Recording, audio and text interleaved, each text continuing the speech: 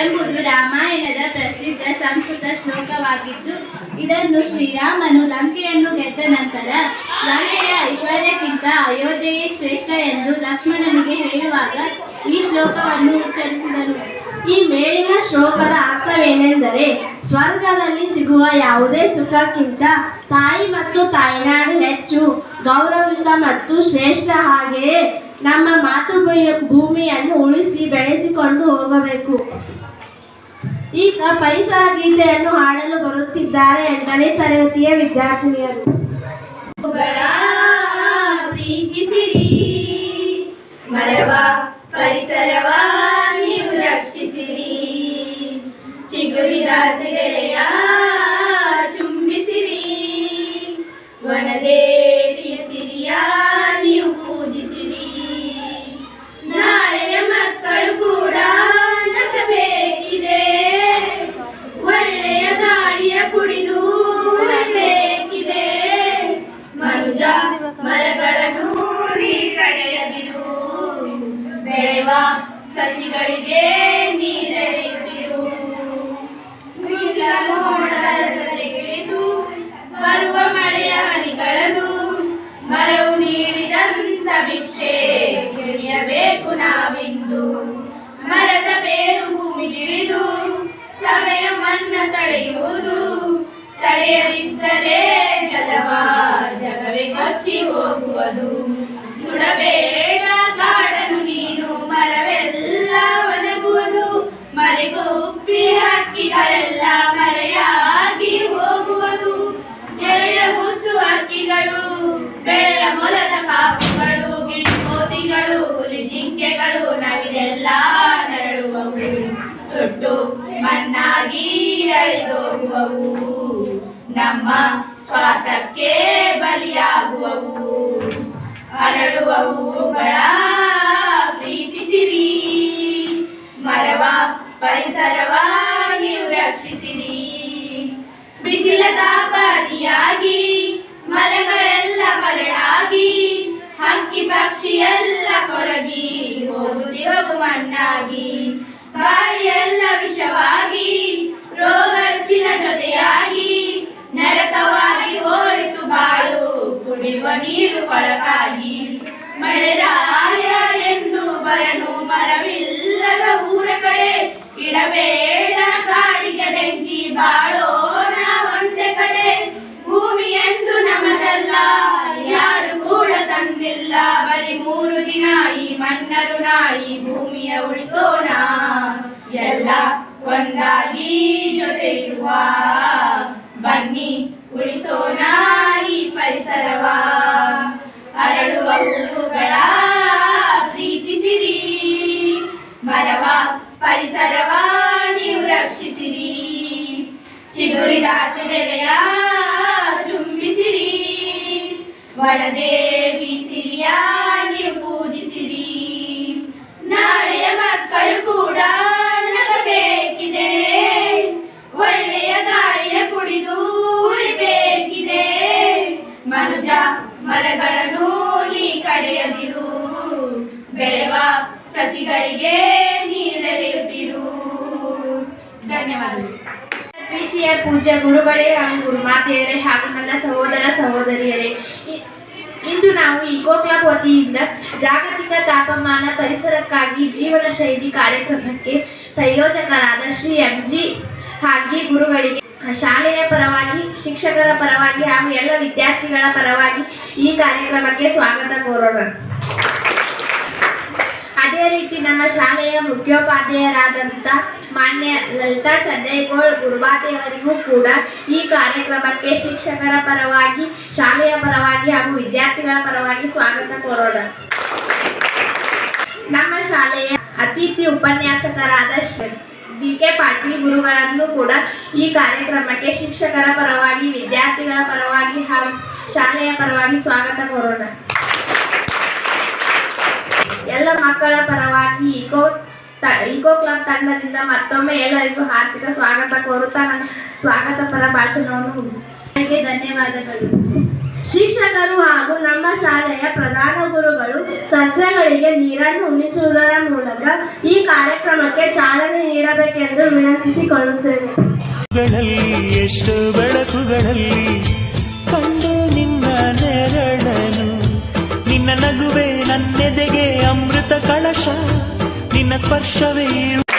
ಈ ಕಾರ್ಯಕ್ರಮವನ್ನು ಉದ್ದೇಶಿಸಿ ಪ್ರಾಸ್ತಾವಿಕ ಭಾಷಣವನ್ನು ಇಕೋ ಕ್ಲಬ್ನ ಸಂಯೋಜಕರಾದ ಶ್ರೀ ಎಂ.ಜಿ. ಹಾಲ್ಗಿ ಗುರುಗಳು ಪ್ರಾಸ್ತಾವಿಕ ಭಾಷಣ ಮಾಡಬೇಕೆಂದು ವಿನಂತಿ. ಎಲ್ಲರಿಗೂ ಶುಭ ಮುಂಜಾನೆ. ಈ ಒಂದು ವಿಚಾರಗೋಷ್ಠಿಯ ಕಾರ್ಯಕ್ರಮದ ಅಧ್ಯಕ್ಷ ಸ್ಥಾನ ವಹಿಸಿದ ನಮ್ಮ ಶಾಲೆಯ ಮುಖ್ಯೋಪಾಧ್ಯಾಯರಾದ ಲಲಿತಾ ಚಂದೇಗೌಡ ಮೇಡಮ್ ಅವರೇ ಹಾಗೂ ನನ್ನ ಆತ್ಮೀಯ ಎಲ್ಲ ಸಹೋದ್ಯೋಗಿಗಳೇ, ಹೆಣ್ಮಕ್ಳದವರು ಅವ್ರ ಶಾಲೆಗೆ ಹೋಗಿಲ್ಲ, ಅವ್ರಿಗೆ ಮಾಲಿನ್ಯ ಅಂದ್ರೆ ಗೊತ್ತಿಲ್ಲ, ಪರಿಸರ ಯಾಕೆ ಕಾಪಾಡ್ಬೇಕು ಗೊತ್ತಿಲ್ಲ, ಅವ್ರಿಗೆ ಭಾಷಣ ಮಾಡಿಲ್ಲ, ಯಾವುದೇ ಕಾರ್ಯಕ್ರಮದಲ್ಲಿ ಭಾಗವಹಿಸಿಲ್ಲ. ಯಾರು ಗೊತ್ತು ನಿಮ್ಗೆ? ಹೌದಲ್ಲ? ಆದಷ್ಟು ಪ್ಲಾಸ್ಟಿಕ್ ಬಳಕೆಯನ್ನು ಸಾಧ್ಯದಷ್ಟು ಕಡಿಮೆ ಮಾಡೋನು. ನೀರಿನ ಬಳಕೆ ಅಂತೂ ನಾನು ನೋಡ್ತಾ ಇದ್ದೆ, ಅದನ್ನು ಭಾಳ ಮಿಡಿಸ್ಬೇಕಾಗ್ತೈತಿ. ಎಲ್ಲ ನಳ ನೋಡ್ತಾ ಕಣ್ಣಿಗೆ ನೋಡ್ತಾ ಬಂದ್ ಮಾಡ್ತಲ್ಲ, 24 ಹೇಳೋಂಗಿಲ್ಲ. ನಾನೊಮ್ಮೆ ನೀವು ನಂಬುದಿಲ್ಲ, ರಾತ್ರಿ ಎದ್ದು ಹೋಗಿ ನಳ ಬಂದ್ ಮಾಡಿ ಹೋಗ್ತೀನಿ. ನಾನು ಅಲ್ಲೇ ದಾಟಿ ಹೋಗ್ತೇನೆ, ಆ ನಳ ಬಂದ್ ಮಾಡಿ ಹೋಗೋದಿಲ್ಲ. ವೈಯಕ್ತಿಕವಾಗಿ ನಾವು ಎಷ್ಟು ತಡೆಗಟ್ಟಲಿಕ್ಕೆ ನಮ್ಮ ಪಾತ್ರ ಎಷ್ಟೈತೆ ಅನ್ನೋದನ್ನ ಸ್ವಲ್ಪ ತಿಳ್ಕೊಂಡು ಸಾಧ್ಯದ ಮಟ್ಟಿಗೆ ನಾವು ಪಾಲ್ಸೋಣ ಅಂತ ಹೇಳ್ತಾ ನನ್ನ ಒಂದೆರಡು ಮಾತನ್ನ ಇಲ್ಲಿಗೆ ಮುಗಿಸ್ತಾ ಇದ್ದೀನಿ. ಜಾಗತಿಕ ತಾಪಮಾನ ಕುರಿತು ಅತಿಥಿ ಉಪನ್ಯಾಸವನ್ನು ಸಂಪನ್ಮೂಲ ವ್ಯಕ್ತಿಗಳಾದ ನಮ್ಮ ಶಾಲೆಯ ದೈಹಿಕ ಶಿಕ್ಷಣ ಶಿಕ್ಷಕರಾದ ಶ್ರೀ ಬಿ.ಕೆ. ಪಾಟೀಲ್ ಗುರುಗಳು ಉಪನ್ಯಾಸ ನೀಡಬೇಕೆಂದು ಅವರಲ್ಲಿ ವಿನಂತಿಸಿಕೊಳ್ಳುತ್ತೇವೆ. ವೇದಿಕೆಯ ಮೇಲೆ ಆಸೀನರಾಗಿರ್ತಕ್ಕಂಥ ನಮ್ಮ ಸರ್ಕಾರಿ ಪ್ರೌಢಶಾಲೆ ಹಿರೇಮನಹಳ್ಳಿಯ ಮುಖ್ಯೋಪಾಧ್ಯಾಯರಾಗಿರ್ತಕ್ಕಂಥ ಮಾನ್ಯನೀಯ ಲಲಿತಾ ಚಂದೇಗೌಡ ಮೇಡಮ್ರವರೇ, ಹಾಗೆ ಈ ಒಂದು ಕಾರ್ಯಕ್ರಮದ ಸಂಯೋಜಕರಾಗಿರ್ತಕ್ಕಂಥ ಮುಖ್ಯ ಸಂಯೋಜಕರಾಗಿರ್ತಕ್ಕಂಥ ಶ್ರೀಯುತ ಎಂ.ಜಿ. ಹಾಲ್ಗಿ ಗುರುಗಳವರೇ, ಹಾಗೂ ವೇದಿಕೆ ಮೇಲೆ ಆಸೀನರಾಗಿರ್ತಕ್ಕಂಥ ಎಲ್ಲ ನನ್ನ ಸಹೋದ್ಯೋಗಿ ಬಂಧುಗಳೇ ಹಾಗೂ ಮತ್ತು ವಿದ್ಯಾರ್ಥಿ. ಇವತ್ತು ಸರ್ಕಾರಿ ಪ್ರೌಢಶಾಲೆ ಹಿರೇಮನಹಳ್ಳಿಯಲ್ಲಿ ವಿಚಾರಗೋಷ್ಠಿ ಕಾರ್ಯಕ್ರಮ ಯಾವುದು? ಇಕೋ ಕ್ಲಬ್ ಅಂದ್ರೆ ಪರಿಸರ ಸಂಘ ಅಂತ ಹೇಳಿ ಅನ್ಬೋದು. ಇದಕ್ಕೆ ಈ ಒಂದು ಇಕೋ ಕ್ಲಬ್ ಅಡಿಯಲ್ಲಿ ಜಾಗತಿಕ ತಾಪಮಾನ ಏರಿಕೆ ಮತ್ತು ಪರಿಸರದ ಬಗ್ಗೆ ಕಾಳಜಿ ಅಂತ ಹೇಳಿ ವಿಷಯವನ್ನು ಇಟ್ಟುಕೊಂಡು ಇವತ್ತು ಬಹಳ ಅಚ್ಚುಕಟ್ಟಾಗಿ ನಮ್ಮ ಗಣಿತ ಗುರುಗಳು ಎಲ್ಲ ಪರಿಸರ ಇಕೋ ಕ್ಲಬ್ ತಂಡದ ಎಲ್ಲ ಸದಸ್ಯರನ್ನೊಡಗೂಡಿ ಬಹಳ ಚೆನ್ನಾಗಿ ಕಾರ್ಯಕ್ರಮವನ್ನು ಆಯೋಜನೆ ಮಾಡಿದ್ದಾರೆ. ಅವರಿಗೆ ಮೊದಲು ಒಂದು ಜೋರಾದ ಚಪ್ಪಾಳೆ ಮೂಲಕ ಧನ್ಯವಾದ ಸಲ್ಲಿಸ್ತಾರೆ. ಜಾಗತಿಕ ತಾಪಮಾನ ಅಂದಾಗ ಇರೋ ಉಷ್ಣಾಂಶದೊಳಗೆ ಹೆಚ್ಚು ಏರಿಕೆ ಆಗ್ತಾ ಹೋಗೋದು. ಈ ಭೂಗ್ರಹದಲ್ಲಿ ಈ ಕೈಗಾರಿಕೆಗಳಂತೆ ಹೆಚ್ಚಾದಿಲ್ಲ, ಆವಾಗಿಂದ ಹೆಚ್ಚಾಯ್ತು ಅಂತ ಹೇಳ್ತಾರೆ. 1900 ಇಸ್ವಿಯಿಂದ ಮುಂದ್ಗಡೆ ಅದರ ಆಚೆ ಅಷ್ಟು ಇರಲಿಲ್ಲ. ಈಗ 50 ವರ್ಷದಾಗಂತೂ ಬಹಳ ಹೆಚ್ಚಾಯ್ತು. 1950ರ ನಂತರದಲ್ಲಿ ತಾಪಮಾನದಲ್ಲಿ 1 ರಿಂದ 4 ಡಿಗ್ರಿ ಸೆಲ್ಸಿಯಸ್ನಷ್ಟು ಹೆಚ್ಚು ತಾಪಮಾನದ ಏರಿಕೆ ಆಗಿದೆ ಅಂತ ಹೇಳಿ. ಈ ತಾಪಮಾನ ಏರಿಕೆ ಆಗಲಿಕ್ಕೆ ಏನು ಕಾರಣ? ಈ ಕಾರ್ಬನ್ ಡೈಆಕ್ಸೈಡ್ ಹೊರಸೂಸುವಿಕೆ ಅಂತ ಹೇಳಿ. ಇಂಗಾಲದ ಡೈಆಕ್ಸೈಡ್ ಏನದಲ್ಲ, ಅದು ಹೊರಸೂಸುವಿಕೆ ಎಷ್ಟು ಹೆಚ್ಚಾಗ್ತದೋ ಅಷ್ಟು ತಾಪಮಾನದ ಏರಿಕೆ ಆಗ್ತದೆ. ಮರಗಳು ಈ ಇಂಗಾಲವನ್ನು ಹೀರ್ಕೊಂಡು ನಮಗೆ ಜೀವಿಗಳಿಗೆ ಅತ್ಯಂತ ಅವಶ್ಯಕವಾಗಿ ಬೇಕಾಗಿರ್ತಕ್ಕಂಥ ಆಮ್ಲಜನಕವನ್ನ ಕೊಡ್ತಕ್ಕಂಥ ವ್ಯವಸ್ಥೆ ಈ ಸೃಷ್ಟಿಯಲ್ಲಿ ಬಹಳ ಚಂದ ಸೆಟ್ ಆಗೈತೆ. ನಮಗ ಬೇಕಾದದ್ದು ಬೇಡಾದದ್ದು ಅದಕ್ಕೆ ಬೇಕು, ಅದಕ್ಕೆ ಬೇಡಾದದ್ದು ನಮಗ್ ಬೇಕು. ಮರಗಳನ್ನ ಹಾಳು ಮಾಡೋದ್ರಿಂದ ನಮ್ಮ ತಾಪಮಾನದಲ್ಲಿ ವ್ಯತ್ಯಾಸ ಆಗ್ತದೆ. ಆಮೇಲೆ ಸಮುದ್ರಗಳು ಕೂಡ ಹೆಚ್ಚಿನ ಪ್ರಮಾಣದ ಇಂಗಾಲ ಡೈಆಕ್ಸೈಡ್ ಅಲ್ಲಿ ಶೇಖರಣೆ ಆಯಿತು ಅಂತಂದ್ರ ಅದು ಕೂಡ ಬಹಳಷ್ಟು ಒಂದಷ್ಟು ಸಮಯದ ನಂತರ ಈ ಒಂದು ಪರಿಸರಕ್ಕೆ ಕೆಟ್ಟ ಪರಿಣಾಮವನ್ನ ಬೀರಬೇಕು.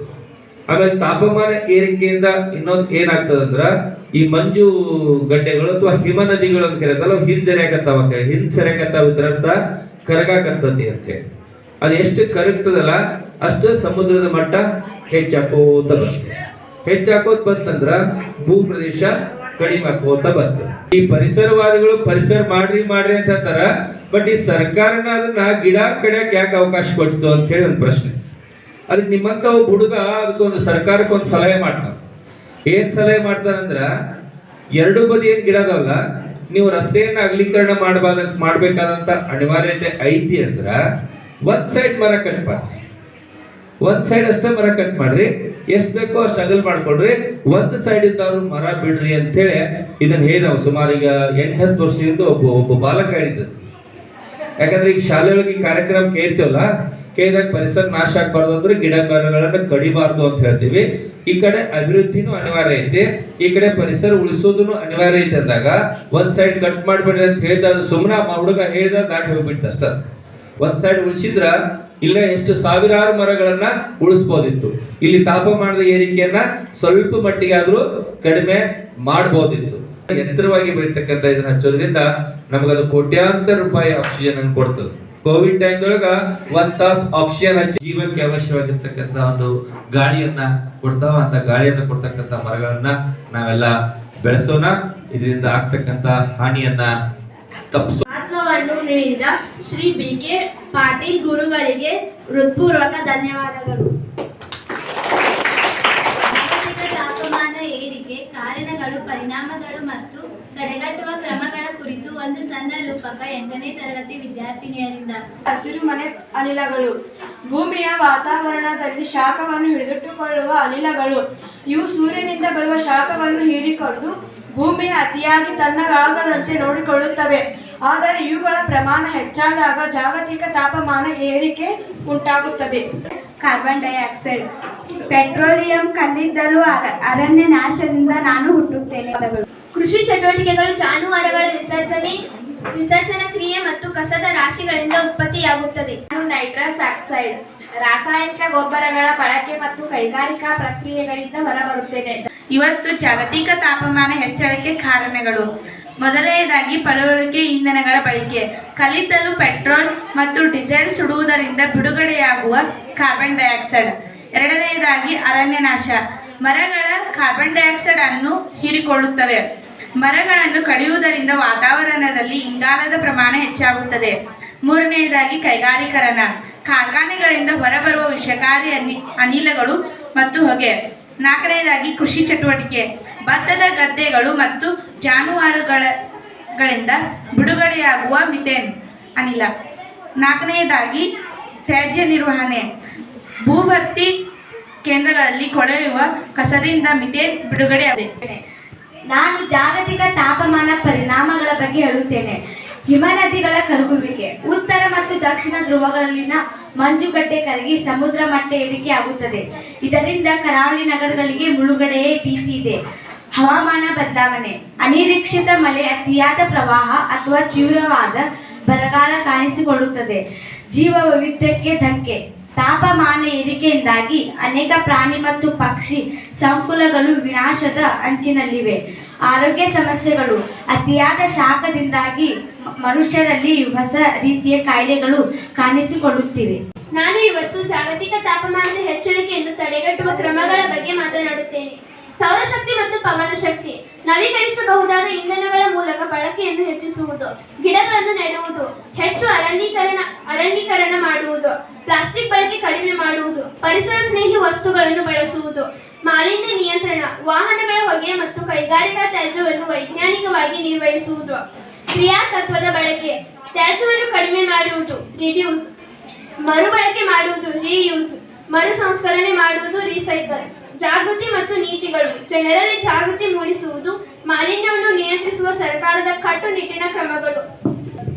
ವಿದ್ಯುತ್ ಉಳಿತಾಯ ಮಾಡುವುದು. ಅನಗತ್ಯವಾಗಿ ಉರುವ ಬಲ್ಬ್ ಮತ್ತು ಫ್ಯಾನ್ಗಳನ್ನು ಆರಿಸಬೇಕು. LED ಬಲ್ಬ್ಗಳನ್ನು ಬಳಸಿ ಇವು ಕಡಿಮೆ ವಿದ್ಯುತ್ತನ್ನು ಬಳಸುತ್ತವೆ. ನೈಸರ್ಗಿಕ ಬೆಳಕು ಮತ್ತು ಗಾಳಿ ಬರುವಂತೆ ಕಿಟಕಿಗಳನ್ನು ತೆರೆದಿಡಿ. ಇದರಿಂದ AC ಅಥವಾ ಲೈಟ್ಗಳ ಬಳಕೆ ಕಡಿಮೆಯಾಗುತ್ತದೆ. ಮರಗಿಡಗಳನ್ನು ಬೆಳೆಸಿ. ನಿಮ್ಮ ಮನೆಯ ಸುತ್ತಮುತ್ತ ಅಥವಾ ಬಾಲ್ಕನಿಯಲ್ಲಿ ಗಿಡಗಳನ್ನು ಬೆಳೆಸಿ. ವಿಶೇಷ ಸಂದರ್ಭಗಳಲ್ಲಿ ಗಿಡಗಳನ್ನು ನೆಡುವ ಹವ್ಯಾಸ ಬೆಳೆಸಿಕೊಳ್ಳಿ. 5. ತ್ಯಾಜ್ಯ ಅಥವಾ ಆಹಾರ ಅಥವಾ ತ್ಯಾಜ್ಯ ನಿರ್ವಹಣೆ. ಆಹಾರವನ್ನು ವ್ಯರ್ಥ ಮಾಡಬೇಡಿ. ಹಸಿ ಕಸ ಮತ್ತು ಒಣ ಕಸವನ್ನು ವಿಂಗಡಿಸಿ. ಹಸಿ ಕಸದಿಂದ ಮನೆಯಲ್ಲೇ ಗೊಬ್ಬರ ತಯಾರಿಸಬಹುದು. ಸ್ಥಳೀಯವಾಗಿ ಬೆಳೆದ ಹಣ್ಣು ಮತ್ತು ತರಕಾರಿಗಳನ್ನು ಖರೀದಿಸಿ. ಇದರಿಂದ ಸಾರಿಗೆಯಿಂದಾಗುವ ಮಾಲಿನ್ಯ ಕಡಿಮೆಯಾಗುತ್ತದೆ. ನೀರಿನ ಸಂರಕ್ಷಣೆ. ಹಲ್ಲು ಉಜ್ಜುವಾಗ ಅಥವಾ ಸ್ನಾನ ಮಾಡುವಾಗ ನಲ್ಲಿಯನ್ನು ಅನಗತ್ಯವಾಗಿ ತೆರೆದಿಡಬೇಡಿ. ಪ್ಲಾಸ್ಟಿಕ್ ಬಳಕೆ ಕಡಿಮೆ. ಒಮ್ಮೆ ಬಳಸಿ ಬಿಸಾಡುವ ಪ್ಲಾಸ್ಟಿಕ್. ಅಂಗಡಿಗೆ ಹೋಗುವಾಗ ಬಟ್ಟೆಯ ಚೀಲವನ್ನು ಕೊಂಡೊಯ್ಯಿರಿ. ಪ್ಲಾಸ್ಟಿಕ್ ಬಾಟಲಿಗಳ ಬದಲಿಗೆ ಸ್ಟೀಲ್ ಅಥವಾ ಗಾಜಿನ ಬಾಟಲಿ ಬಳಸಿ. ಪ್ರಯಾಣದಲ್ಲಿ ಬದಲಾವಣೆ. ಸಾಧ್ಯವಾದಷ್ಟು ಮಟ್ಟಿಗೆ ಸಾರ್ವಜನಿಕ ಸಾರಿಗೆ, ಬಸ್ ಅಥವಾ ಮೆಟ್ರೋ ಬಳಸಿ. ಹತ್ತಿರದ ಜಾಗಗಳಿಗೆ ಹೋಗಲು ನಡಿಗೆ ಅಥವಾ ಸೈಕಲ್ ಬಳಸಿ. ಮತ್ತು 9ನೇ ತರಗತಿ ವಿದ್ಯಾರ್ಥಿನಿಯರಿಗೆ ಮಧ್ಯಾಹ್ನದ ವಂದನೆಗಳನ್ನು ಸಲ್ಲಿಸುತ್ತಾ ಈ ಕಾರ್ಯಕ್ರಮದ ಬಗ್ಗೆ ಮಾತನಾಡಲು ನನಗೆ ಅವಕಾಶ ಕೊಟ್ಟಿದ್ದಕ್ಕೆ ಎಲ್ಲರಿಗೂ ಧನ್ಯವಾದ. ಜಾಗತಿಕ ತಾಪಮಾನ ಅಂದ್ರೆ ಸಾಮಾನ್ಯವಾಗಿ ಏನು ತಾಪಮಾನದ ಏರಿಕೆ ಆಗೋದು. ನಮ್ಮ ಭೂಮಿಯೊಳಗೆ ಏನಾಗತ್ತೀಗ ತಾಪಮಾನ ಜಾಸ್ತಿ ಆಗತ್ತೆ. ಹೌದು, ಇದಕ್ಕೆ ನಾವು ಸಾಮಾನ್ಯವಾಗಿ ಏನಂತವು ಜಾಗತಿಕ ತಾಪಮಾನ ಏರಿಕೆ ಆಗತ್ತಂತ ಹೇಳ್ತಾವ. ಇದು ಸಾಮಾನ್ಯವಾಗಿ ಹೆಂಗಾಗ್ತತಿ, ಈಗಾಗಲೇ ನೀವೇನ್ ಮಾಡಿದ್ರು ಕೆಲವು ರೀತಿಯ ಅನಿಲಗಳ ಬಗ್ಗೆ ಹೇಳಿದ್ರೆ. ಯಾವುದು ಕಾರ್ಬನ್ ಡೈಆಕ್ಸೈಡ್ ಆಗಿರ್ಬೋದು, ಮೀಥೇನ್ ಆಗಿರ್ಬೋದು, ನೈಟ್ರಸ್ ಆಕ್ಸೈಡ್ ಆಗಿರ್ಬೋದು, CFC ಆಗಿರ್ಬೋದು. ಇವೆಲ್ಲ ನೀವು ಅನಿಲಗಳು. ಇದರಿಂದ ಏನಾಗ್ತತಿ, ನಮ್ಮ ಭೂಮಿಯಲ್ಲಿರ್ತಕ್ಕಂತಹ ತಾಪಮಾನ ಏರಿಕೆ ಕಾರಣವಾಗುವ ಅನಿಲಗಳು. ಇವು ಏನ್ ಮಾಡ್ತಾವಪ್ಪ ಅಂದ್ರ ಭೂಮಿಯೊಳಗಿರ್ತಕ್ಕಂತಹ ತಾಪಮಾನವನ್ನು ಹೆಂಗ್ ಏರಿಕೆ ಮಾಡ್ತಾವು.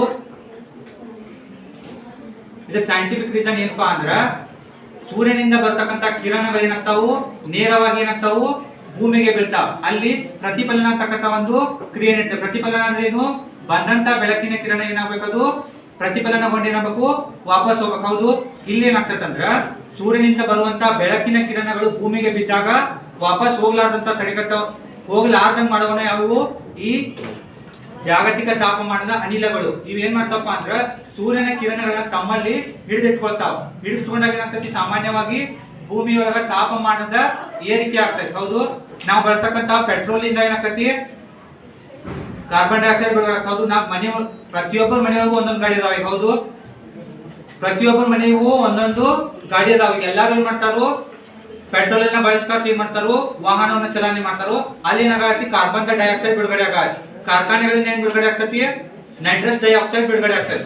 ಮತ್ತು ಮೀಥೇನ್ ಅನ್ನತಕ್ಕಂತಹ ಇದು ಒಂದು ಹೈಡ್ರೋಕಾರ್ಬನ್ ಇದೆ. ಹೈಡ್ರೋಜನ್ ಮತ್ತು ಕಾರ್ಬನ್ಗಳು ಕೂಡಿ ಏನಾಗತ್ತಿ ಹೈಡ್ರೋಕಾರ್ಬನ್ ಆಗ್ತದೆ. ಇದರಿಂದನೂ ಕೂಡ ಏನಾಗ್ತದೆ, ಇದು ಜಾಗತಿಕ ತಾಪಮಾನಕ್ಕೆ ಕಾರಣ ಆಗಂತ ಅನಿಲಗಳು. ಇವೇನ್ ಮಾಡ್ತಾವಪ್ಪ ಅಂದ್ರ ವಾತಾವರಣದಾಗ ಹಸಿರು ಮನೆ ಪರಿಣಾಮ ಅಂತಕ್ಕಂಥ ಒಂದು ಕ್ರಿಯೆನ ಉಂಟು ಮಾಡಿ, ಹಾಗಾಗಿ ಇವಕ್ಕೆ ಏನಂತಾರು ಹಸಿರು ಮನೆಯ ಅನಿಲಗಳು ಅಂತ ಕರೀತಾರೆ.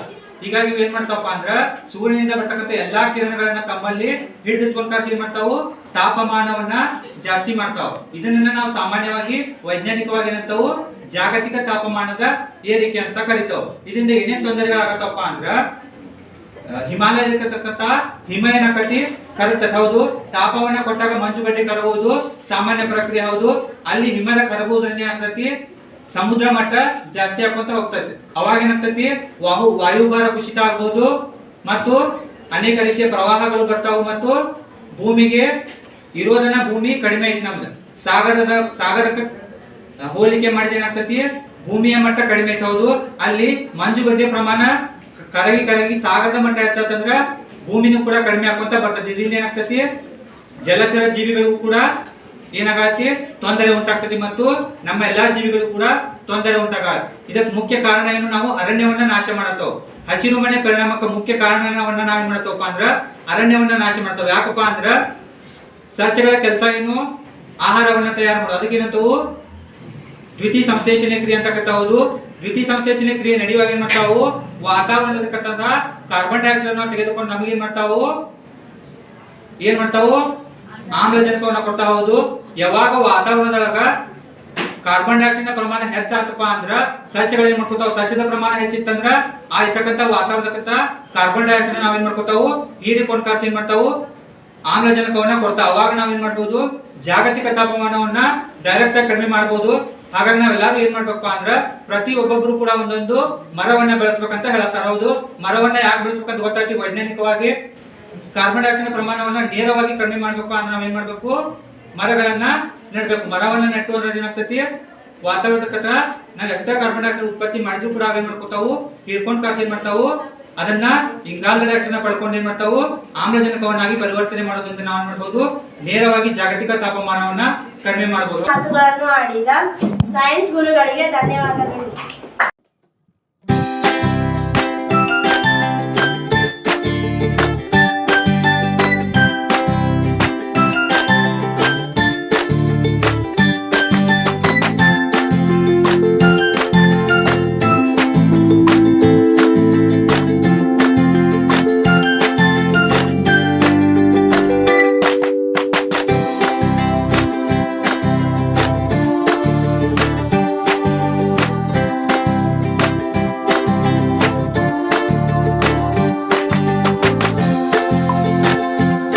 ವಿಚಾರಗೋಷ್ಠಿಯ ಕುರಿತು ನಮ್ಮ ಶಾಲೆಯ ಪ್ರಧಾನ ಗುರುಗಳು ಒಂದೆರಡು ಮಾತುಗಳನ್ನು ಹೇಳಬೇಕೆಂದು ಬಯಸುತ್ತೇನೆ. ಸರಿ, ಇವತ್ತು ಇಕೋ ಕ್ಲಬ್ ತಂಡದವರು ಆಯೋಜನೆ ಮಾಡಿರುವಂಥ ಜಾಗತಿಕ ತಾಪಮಾನ ಏರಿಕೆ ಪರಿಸರ ಬಗ್ಗೆ ಕಾಳಜಿ ಈ ಕಾರ್ಯಕ್ರಮದ ವೇದಿಕೆಯನ್ನು ಅಲಂಕರಿಸುವಂಥ ನನ್ನೆಲ್ಲ ಆ ಕಾರ್ಯಕ್ರಮದ ಒಂದು ಉದ್ದೇಶ ಏನದ ಆ ಉದ್ದೇಶವನ್ನು ನಾವು ಸಫಲತೆ ಮಾಡಿದ್ವಪ್ಪ ಅಂದ್ರೆ ಈ ಕಾರ್ಯಕ್ರಮ ಮಾಡಿದಕ್ಕೂ ಸಾರ್ಥಕದ. ಪ್ರತಿ ಗಿಡಗಳನ್ನ ಯಾಕೆ ಬೆಳೆಸ್ಬೇಕು ನಾವು? ಅದು ನಮ್ಗೆ ಏನಪ್ಪ ಅಂದ್ರೆ ಆಕ್ಸಿಜನ್ ಇಲ್ಲಿ ಸಪ್ಲೈ ಮಾಡ್ತದೆ ಮತ್ತು ಕಾರ್ಬನ್ ಡೈಆಕ್ಸೈಡ್ ನಮಗೆ ತಿಳಿದು ತಗೋತದ. ಆ ಒಂದು ಕಾರಣ ಗಿಡಗಳನ್ನ ಏನಪ್ಪ ಹೆಚ್ಚಿಗೆ ಬೆಳೆಸ್ರಿ. ಅದೇ ಉದ್ದೇಶ ಇಟ್ಕೊಂಡು ಸರ್ಕಾರದವ್ರು ಸಹ ಏನಪ್ಪ ಅಂದ್ರೆ ಮಾಕೆ ನಾಮ್ ಏಕ್ ಪೇಡ್ ಅಂತೇಳಿ ಕಾರ್ಯಕ್ರಮ ಮಾಡಿದ್ರು.